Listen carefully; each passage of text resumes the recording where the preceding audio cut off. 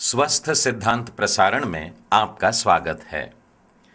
परमेश्वर की स्तुति हो कि इस अध्ययनमाला के द्वारा हम लगातार बाइबल से सुधारने वाली शिक्षा को अपने जीवन के लिए ग्रहण कर पा रहे हैं। बीते 9 सप्ताह से हम विश्वास इस विषय पर मनन करते आ रहे हैं। अब तक हम लोगों ने जो 9 पाठ सीखे हैं उनको एक बार जल्दी से याद करने का प्रयत्न करूंगा। Lesson number 1, do not generalize Bible promises. Bible में दी गई प्रतिज्ञाओं को सामान्य न समझें। प्रभु यीशु के बलिदान के द्वारा हम जो पापों की क्षमा पाते हैं, यह प्रतिज्ञा सबके लिए है। लेकिन बाइबल की अन्य प्रतिज्ञाएं कुछ एक हैं जो इज़राइल के लिए है, कुछ मसीहा के लिए है, कुछ खास परिस्थितियों के लिए है। इसलिए किसी भी प्रतिज्ञा को हक से मांगने से पहले हम सतर्क रहें। Lesson number 2, do not B over occupied with material blessings. अपने जीवन में केवल भौतिक आशीर्वादों में ही लिप्त न रहें। पहला कुरिन्थियों और उसके 15वें अध्याय और 19वें वचन में लिखा है कि यदि हम केवल इसी जीवन में मसीह से आशा रखते हैं तो हम अन्य सभी लोगों से ज्यादा अभागे हैं। Lesson number 3, do not exceed your measure of faith. विश्वास के अपने माप को लांघ न लें। उद्धार प्राप्त करने के लिए जो विश्वास लगता है वो सब मनुष्यों को बराबर दिया गया है, लेकिन विश्वास के वरदान भी होते हैं जो अलग अलग लोगों को अलग अलग परिमाण में दिए गए हैं। Lesson number 4, do not struggle alone to maintain faith. अपने विश्वास में स्थिर रहने के लिए अकेले ही संघर्ष न करें। हमें अपने साथी विश्वासी भाई बहनों की मदद लगती है। हमें प्रभु के सेवकों की भी सहायता लेनी चाहिए। हम लोग आपस में एक दूसरे के विश्वास को मजबूत करने के लिए एक दूसरे के लिए प्रार्थना कर सकते हैं। Lesson number 5, do not hesitate to confess the facts. सच्चाई को स्वीकार करने में पीछे ना हटे, कोई आनाकानी ना करें। बाइबल हमें सकारात्मक अंगीकार करने के बारे में या नकारात्मक अंगीकार करने के बारे में नहीं कहती। पॉजिटिव कन्फेशन या नेगेटिव कन्फेशन के बारे में नहीं कहती, लेकिन बाइबल हमें सिखाती है कि हम जो सच्चाई है उसे बड़ी ईमानदारी के साथ में स्वीकार करें। Lesson number 6, do not be overridden by disappointing experiences. निराश करने वाले अनुभवों के कारण टूट न जाएं। विश्वास से हम केवल पाते ही नहीं हैं, हम विश्वास के कारण देते भी हैं। बाइबल हमें बताती है कि हम विश्वासी बोल करके बुलाए गए हैं, लेकिन साथ ही बुलाए गए हैं परमेश्वर के नाम पर दुख उठाने के लिए, कष्ट झेलने के लिए भी।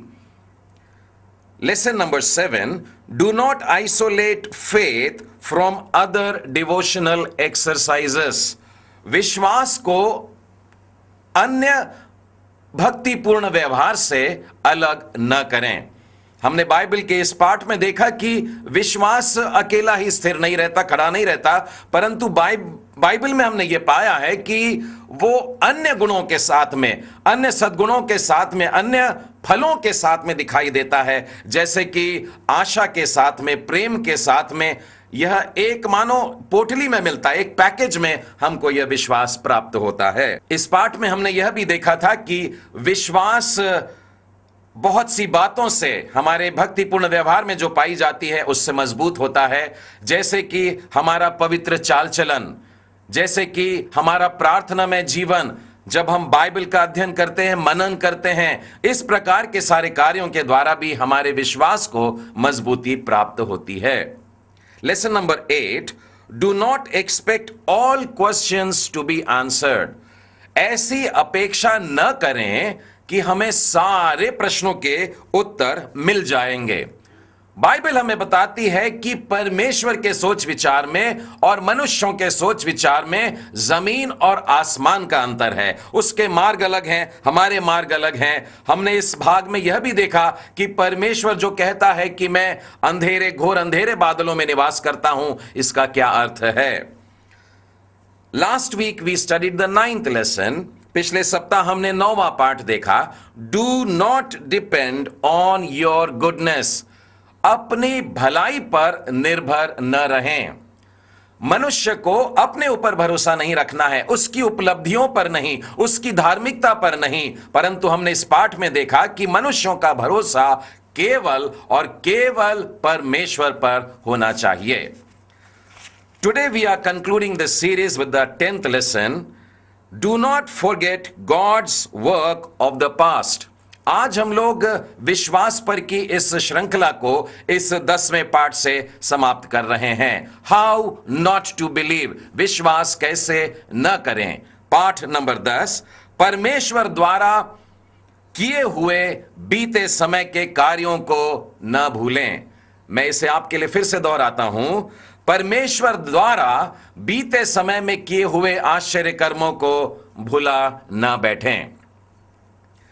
मैं आरंभ करना चाहूंगा मत्ती रचित सुसमाचार के 22वें अध्याय में। यहां पर प्रभु यीशु ख्रीस्त लोगों को समझा रहे हैं और उन्होंने परमेश्वर के नाम के बारे में कहा है। परमेश्वर का नाम जो परमेश्वर ने स्वयं कहा था, उसके 22वें अध्याय और 32वें वचन में देखिए क्या लिखा है। परमेश्वर ने आप ही कहा, मैं अब्राहम का परमेश्वर और इसहाक का परमेश्वर और याकूब का परमेश्वर हूं। वो 3 व्यक्तियों का नाम लेकर के कह रहा है कि मैं किसका परमेश्वर हूं। आगे लिखा है, वह मरे हुओं का नहीं परंतु जीवितों का परमेश्वर है। हमारा परमेश्वर मरे हुओं का नहीं परंतु जीवितों का परमेश्वर है। इस शब्द का क्या अर्थ होता है? बाइबल स्वयं हमें इसका उत्तर दे रही है। मैं आपको निर्गमन की पुस्तक और उसके 3रे अध्याय और उसके 13, 14 और 15वें वचन में से बताता हूं। निर्गमन की पुस्तक के 3रे अध्याय में हम जानते हैं कि परमेश्वर ने मूसा को अपने खास काम के लिए चुन लिया।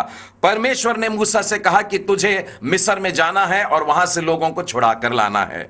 अब मूसा अलग अलग बहाने कर रहा था और उसी प्रश्नों के अंतर्गत एक प्रश्न वो परमेश्वर से करता है कि जब मैं इस्राएलियों के पास जाकर कहूं कि तुम्हारे पितरों का परमेश्वर मुझे तुम्हारे पास में भेजता है कि मैं तुमको छुड़ा लूं, वो मुझसे पूछेंगे कि उसका नाम क्या है, तब मैं क्या कहूंगा? परमेश्वर ने मूसा से कहा, मैं जो हूं सो हूं। फिर उसने कहा, तो इस्राएलियों से यह कहना, जिसका नाम मैं हूं उसी ने मुझे तुम्हारे पास भेजा है। फिर परमेश्वर ने मूसा से यह भी कहा, तो इस्राएलियों से कहना, तुम्हारे पितरों का परमेश्वर अर्थात अब्राहम का परमेश्वर, इसहाक का परमेश्वर और याकूब का परमेश्वर यहोवा, उसी ने मुझको तुम्हारे पास भेजा है। यहां पर परमेश्वर ने अपने नाम को कहा, मैं हूं, यह मेरा नाम है। यही नाम जाकर के उनको बताना और फिर यह भी कहा, यह भी बताना उनको कि मैं अब्राहम का परमेश्वर हूं, मैं इसहाक का परमेश्वर और मैं याकूब का परमेश्वर हूं। देख, सदा तक मेरा नाम यही रहेगा। सदा तक, आज भी परमेश्वर इसी नाम से जाना जाता है। प्रभु यीशु ने भी परमेश्वर को इसी नाम से पुकारा है, मैं हूं अब्राहम का परमेश्वर, इसहाक का परमेश्वर, याकूब का परमेश्वर। और आगे लिखा है, और पीढ़ी पीढ़ी में मेरा स्मरण इसी से हुआ करेगा। परमेश्वर ने अपने नाम को बताया और यह भी कहा कि यही बात पीढ़ी दर पीढ़ी आने वाले पूरे समय में होती रहेगी। परमेश्वर ने अब्राहम से कहा था, इसहाक से कहा और याकूब से कहा। अब्राहम से कहा कि मैं तेरे साथ हूं और तेरे वंश के साथ में रहूंगा। इसहाक से कहा, जैसे तेरे पिता इब्राहिम के साथ में था वैसे ही तेरी संतान याकूब के साथ में रहूंगा। और याकूब से कहा, जैसे तेरे दादा के साथ में अब्राहम के साथ में रहा, जैसे तेरे पिता इसहाक के साथ में रहा, वैसे ही तेरे साथ में भी रहूंगा। परमेश्वर साथ रहने वाला परमेश्वर कल भी था और वो आज भी है और वो कल भी रहेगा। इस प्रकार से परमेश्वर ने कहा, आज मैं हूं और मैं छुड़ाने वाला परमेश्वर हूं। मैं था और साथ चलने वाला परमेश्वर था और मैं रहूंगा और मैं तुम्हारे साथ उस पल तक, उस दिन तक तुम्हारे साथ में हूं। और यही शब्द हम प्रकाशित वाक्य में भी पढ़ते हैं। मैं आपको प्रकाशित वाक्य के पहले अध्याय में लेकर के चलता हूं। प्रभु यीशु के ओर से 7 कलीसियाओं को यह पत्र है, और वहां पर भी जो अभिवादन हो रहा है उसके भी शब्द बिल्कुल हूबहू यही हैं। मैं पहले अध्याय और उसके 4 वचन में से आपके लिए पढ़ता हूं। उसकी ओर से जो है और जो था और जो आने वाला है। यहां पर स्पष्ट लिखा है उस भूतकाल के बारे में, वर्तमान काल के बारे में और भविष्य काल के बारे में, और वो तीनों काल के ऊपर परमेश्वर है। और उसी अध्याय में, पहले अध्याय के 8वें वचन में फिर एक बार लिखा है, प्रभु परमेश्वर जो था, जो है और जो आने वाला है और जो सर्वशक्तिमान है, वो यह कहता है, मैं ही अल्फा और मैं ही ओमेगा हूं। आज वो परमेश्वर कह रहा है, मैं शुरुआत और अंत की बात कर रहा हूं, मैं अल्फा हूं, मैं ओमेगा हूं, मैं आज भी हूं, मैं लगातार परमेश्वर हूं। यह परमेश्वर का अद्भुत नाम है, और परमेश्वर चाहता है कि हम इस बात को स्मरण रखें, हम इस बात को अपने बच्चों को, अपने वंशजों तक जाने के लिए बताते रहें कि हमारा वो परमेश्वर है जो हमें कभी नहीं छोड़ता। हमारा परमेश्वर इतिहास का परमेश्वर रहा है, हमारा परमेश्वर आज भी वर्तमान का परमेश्वर है, और हमारा परमेश्वर भविष्य काल में भी हमारे बच्चों के साथ में रहने वाला परमेश्वर है। मैं आपके सामने व्यवस्था विवरण की पुस्तक में से और उसके 7वें अध्याय में से और उसके 17वें वचन से आगे बताता हूं। यहां पर लिखा है, यदि तू अपने मन में सोचे कि वे जातियां जो मुझसे अधिक हैं, तो मैं उनको कैसे देश से निकाल सकूंगा, तो भी उनसे न डरना। जो कुछ तेरे परमेश्वर यहोवा ने फिरौन से और सारे मिस्र से किया, उसे भली भांति स्मरण रखना। इजरायली लोग निकल पड़े हैं, मिस्र देश से निकल पड़े हैं, अब ऐसे वीराने स्थानों में, नए नए स्थानों में जा रहे हैं। वहां उनका सामना कई सैनिकों से होता होगा, बुरे लोगों से होता होगा, कई बार भीड़ को देखकर डर जाते होंगे, लेकिन परमेश्वर कह रहा है, इस भीड़ को देखकर मत डरो, उन राज्यों को देख करके मत डरो, उन दैत्यों को और उन सैनिकों को देख करके मत डरो, परंतु स्मरण रखो, मैंने तुम्हें फिरौन की मुट्ठी से कैसे छुड़ाया, मैंने तुम्हें मिस्र की बंधुआई से कैसे छुड़ाया। याद करो कि मैंने तुम्हारे लिए कैसे बड़े बड़े काम किए हैं। परमेश्वर चाहता है कि हम उन बड़े बड़े कामों को स्मरण करें। आज का हमारा पाठ यही है मेरे मित्रों। अपने विश्वास को मजबूती देने के लिए याद रखिए कि परमेश्वर ने बीते दिनों में कैसे बड़े बड़े काम हमारे लिए किए हैं। आगे लिखा है, जो बड़े बड़े परीक्षा के काम तूने अपनी आंखों से देखे, जो चिन्ह देखे और चमत्कार, और जिस बलवंत हाथ और बढ़ाई हुई भुजा के द्वारा तेरा परमेश्वर यहोवा तुझको मिस्र से निकाल करके लाया है, उसी के अनुसार तेरा परमेश्वर यहोवा उन सब लोगों से भी जिनसे तू डरता है करेगा। जैसा परमेश्वर ने पहले किया था वैसा परमेश्वर आज फिर से करने वाला है। वैसा ही तेरे आगे जो शत्रु तुझको दिखेंगे उनका भी वही हाल करूंगा। परमेश्वर यहोवा अपने लोगों से इस प्रकार से कह रहा है, मैं फिर वही पुराने कामों को तुम्हारे लिए दोहराने वाला हूं। लेकिन आपको मालूम है इजराइली कितने बार परमेश्वर को धोखा देते रहे। मैं आपको भजन संहिता में से वो पढ़ करके बताना चाहूंगा। भजन संहिता का 78वां अध्याय और उसके 41वें वचन में लिखा है, वे बार बार, इजराइलियों के बारे में लिखा है, इजराइली लोग छुड़ाए जाने के बावजूद 40 साल जंगलों में फिर रहे हैं, बार बार परमेश्वर की परीक्षा करते रहे और इजराइल के पवित्र को दुख देते रहे, खेदित करते रहे।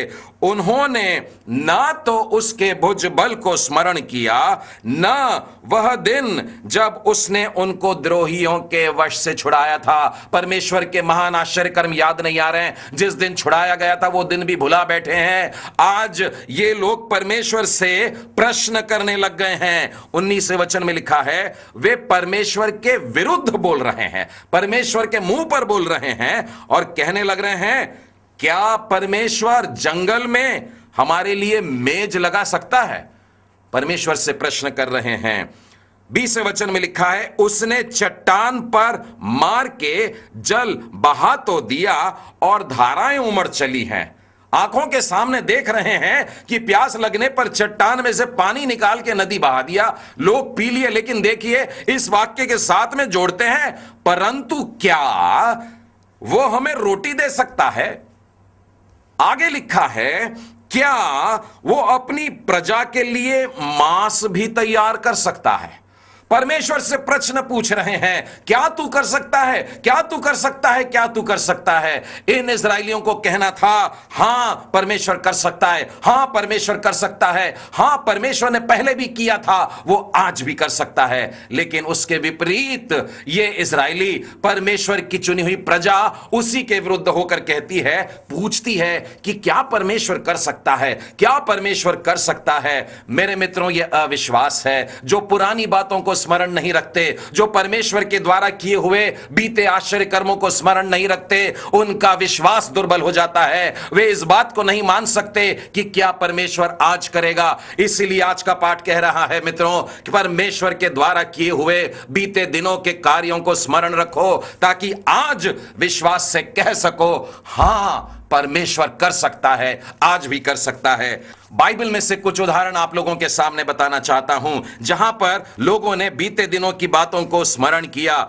मैं आपको यहोशू की पुस्तक में ले जाना चाहूंगा, यहोशू की पुस्तक और उसका पहला अध्याय, जहां पर लिखा है, मेरा दास मूसा मर गया है। परमेश्वर ने यहोशू को पास में बुलाया। अब मूसा के द्वारा जो काम चल रहा था यहोशू करेगा, उसके हाथ में बागडोर मिलने वाली है। मेरा दास मूसा मर गया है, इसलिए अब तू उठ और अपनी कमर बांध ले और इस सारी प्रजा समेत यरदन से पार होकर उस देश में जा।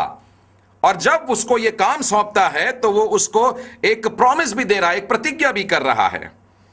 तेरे जीवन भर कोई तेरे सामने ठहर न सकेगा, क्योंकि जैसा मैं मूसा के संग रहा वैसे ही तेरे संग भी रहूंगा। यहोशू को यह प्रतिज्ञा कर रहा है और यहोशू से कहता है, जैसे मैं मूसा के साथ में था। अब मूसा के साथ में कैसे था, यहोशू को तब मालूम होगा जब उसे बीती बातें मालूम होगी। पिछले दिनों में क्या हुआ, बीते 40 वर्षों में क्या हुआ, वो सब कुछ जब याद रखेगा तब यहोशू के अंदर विश्वास आएगा। और हम यहोशू की पुस्तक में पढ़ते हैं, कितना महान योद्धा हुआ, बड़ी निडरता से वो आगे बढ़ता था और लोगों को हराते हुए परमेश्वर को उस प्रॉमिस्ड लैंड की तरफ ले जाता है, क्योंकि उसे याद था कि मेरे परमेश्वर ने कैसे बड़े बड़े काम किए हैं। एक और उदाहरण बाइबल में से बताता हूं, यह हमको मिलता है दूसरे राजा के पुस्तक और उसके दूसरे अध्याय और उसके 14वें वचन के आसपास देखिएगा। यहां पर एलिशा और एलिया का वर्णन है और वो समय आ चुका है कि अब एलिया को स्वर्ग में उठा लिया जाना है और एलिया के पीछे पीछे एलिशा चला जा रहा है। और एलिया उससे बोलता है, क्यों मेरे पीछे आता है। एलिशा उससे कहता है, मेरे गुरुजी, मेरे स्वामी, मैं तेरे को नहीं छोड़ूंगा, परमेश्वर की शपथ, तेरी शपथ, मैं तुझको नहीं छोड़ूंगा। एक स्थान के बाद दूसरे स्थान में चला जा रहा है। अब एलिया यरदन नदी के पास में आ गया। 50 लोगों के देखते देखते उसने अपनी चादर को लिया और जोर से उस पानी पर पटकता है। पानी 2 भाग हो जाते हैं, वे यरदन के पार जाते हैं और आगे चल के एक अग्नि में रथ आता है जिसमें एलिया चढ़ जाता है और वो चादर छोड़ जाता है और ये चादर एलिशा को मिल जाती है। उसने उससे मांगा था, मुझे तेरा दूना सामर्थ्य चाहिए। एलिशा ने उससे एलिया से जो मांगा, एलिया ने कहा भी कि ये कठिन बात है, लेकिन अगर फिर भी तू मुझको आंखों से देखता रह जाता हुआ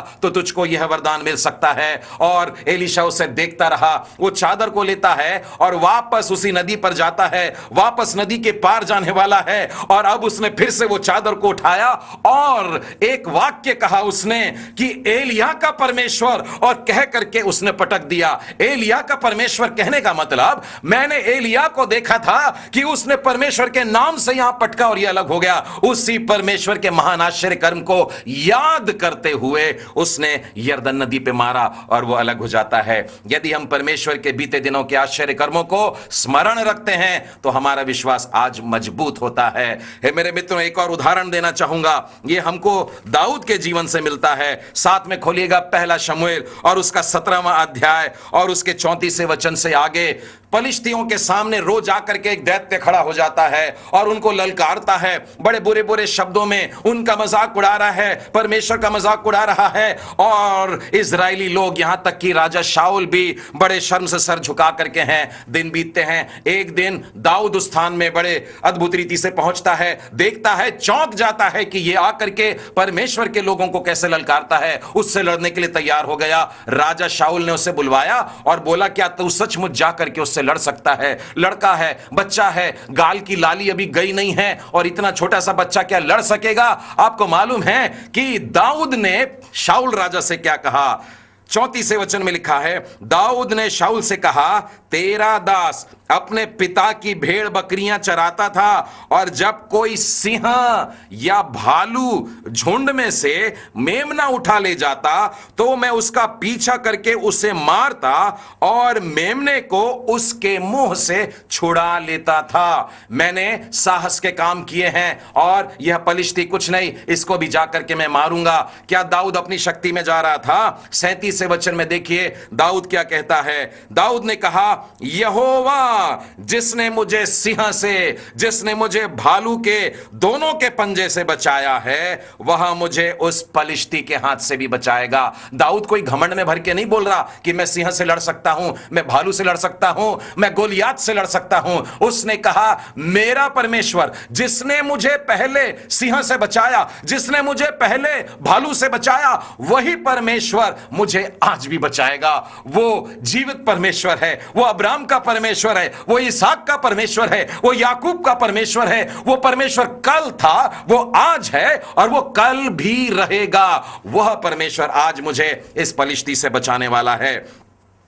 नए नियम में से भी मेरे मित्रों ऐसे कई उदाहरण मिलते हैं। मैं आपको उसमें से एक बताना चाहूंगा। मैं आपको चाहता हूं दूसरा कुरिन्थियों खोले, दूसरे कुरिन्थियों का पहला अध्याय और उसके 8वें वचन से आगे। यहां पर पौलुस प्रेरित लिख रहे हैं, हे भाइयों, हम नहीं चाहते कि तुम हमारे उस क्लेश से अनजान रहो जो आसिया में हम पर पड़ा है। और उसके बाद अपनी स्थिति को बता रहे हैं, उन कष्ट को बता रहे हैं। लिखा है कि हम अपने जीवन से हाथ धो करके बैठे हुए हैं। ऐसा लगता है अब जान निकल जाएगी, लेकिन हम अपना भरोसा अपने पर नहीं वरन उस परमेश्वर पर रखते हैं जो जीवित करता है, जो जिलाता है। 10वें वचन में देखिए क्या लिखा है, उसी ने हमें मृत्यु के ऐसे बड़े संकट से बचाया। किसने? परमेश्वर ने बचाया, और अब भी बचाएगा। और उस पर हमारी यह आशा है कि वो आगे भी बचाता रहेगा। पौलुस के इन शब्दों को देखिए मेरे मित्रों, याद करने लायक वचन है कि वो परमेश्वर है जिसने पहले बचाया था। हम जानते हैं आज भी हमारी रक्षा करता है, हमें बचाएगा, और लिखा है बचाता रहेगा। हमारा परमेश्वर वो परमेश्वर है जो भूतकाल पर भी इतिहास का परमेश्वर रहा है, आज भी वर्तमान काल में वही हक रखता है, वही सामर्थ्य रखता है, वही जीवन देता है, और भविष्य में भी वही सामर्थ्य है और वही रहेगा। कितने अद्भुत तरीके से पूरी बाइबल में मेरे मित्रों हम इन बातों को पाते हैं कि परमेश्वर लगातार जो पहले था, आज है और कल भी रहने वाला है। और यही कारण है मेरे मित्रों कि हमें इब्रानियों का 11वां अध्याय लिख कर दिया गया है। कभी कभी आपने सोचा होगा कि नए नियम में पुराने नियम के इतने सारे उदाहरण क्यों दिए जा रहे हैं? यही कारण है कि परमेश्वर चाहता है कि बीते दिने में किए हुए मेरे इन सब कार्यों को तुम स्मरण करो।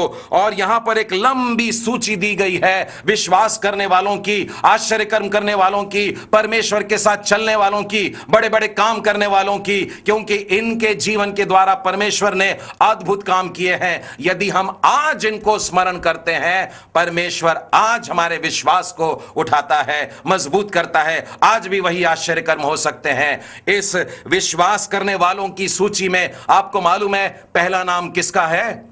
बाइबल में देखिए लिखा है, विश्वासी से हाबिल ने कैन से उत्तम भेंट चढ़ाई और वह धर्मी गिना गया। उसके बाद में हम देखते हैं हनोक उठा लिया गया, और फिर उसके बाद देखते हैं नूह धर्मी था, और ऐसे करते करते सूची शुरू होती है। लेकिन मेरे मित्रों आपका ध्यान इस ओर खींचना चाहूंगा, हाबिल से पहले भी एक और नाम हमें मिलता है। आप पढ़िए 3 वचन में, विश्वास ही से हम जाने जाते हैं। ये विश्वास करने वालों की सूची में पहला नाम हम लोगों का है, और परमेश्वर ने हमें रखा है और हमारे लिए वाक्य लिखा है, विश्वास ही से हम जान जाते हैं। विश्वास से जानते हैं, अनदेखी वस्तुओं पर भरोसा कर लेते हैं, मानो प्रमाण हमको मिल गया है। वो विश्वास हमें है कि सारी सृष्टि की रचना परमेश्वर के वचन के द्वारा हुई। इस सूची में हम सबसे ऊपर पाए जाते हैं। ये कितने आनंद की बात है मेरे मित्रों। हम स्मरण रखें इस बात को कि हम पुराने जीवन के, पुराने समय की बातों के उन अपने जीतों पर या अपने प्रबल होने पर भरोसा न रखें, परंतु परमेश्वर पर भरोसा रखें जो हमें इन सारी बातों से छुड़ाता है। दाऊद की तरह जिसने ये नहीं कहा कि मैंने मारा, परंतु यह कि मेरे परमेश्वर ने छुड़ाया है, वैसे ही आज भी हम कह सकते हैं कि परमेश्वर हमें छुड़ाता है। पौलुस के शब्दों को स्मरण रखें, क्योंकि वो कहता है कि आज भी परमेश्वर हमें बचाएगा और कल भी बचाएगा। दानियल की पुस्तक से एक उदाहरण देता हूं। 3 जवान खड़े हैं, आग के सामने खड़े हैं, राजा उन्हें भट्टी में डालने वाला है, लेकिन उन लोगों ने बीते दिनों की बातों को याद किया और राजा से कहा, हे राजा, हमारा परमेश्वर इतना ताकतवर है कि हमें इस आग की भट्टी में से छुड़ा सकता है, वरन आग ही से नहीं तेरे हाथ से भी छुड़ा सकता है। उन्होंने यह भी कहा, अगर वो नहीं भी छुड़ाना चाहे तो भी हे राजा सुन ले, हम तेरी मूर्ति के सामने झुकने वाले नहीं हैं। हाउ नॉट टू बिलीव, हम विश्वास कैसे न करें। Do not forget God's work of the past, परमेश्वर के द्वारा बीते दिनों में किए आश्चर्य कर्मों को भुला न बैठे।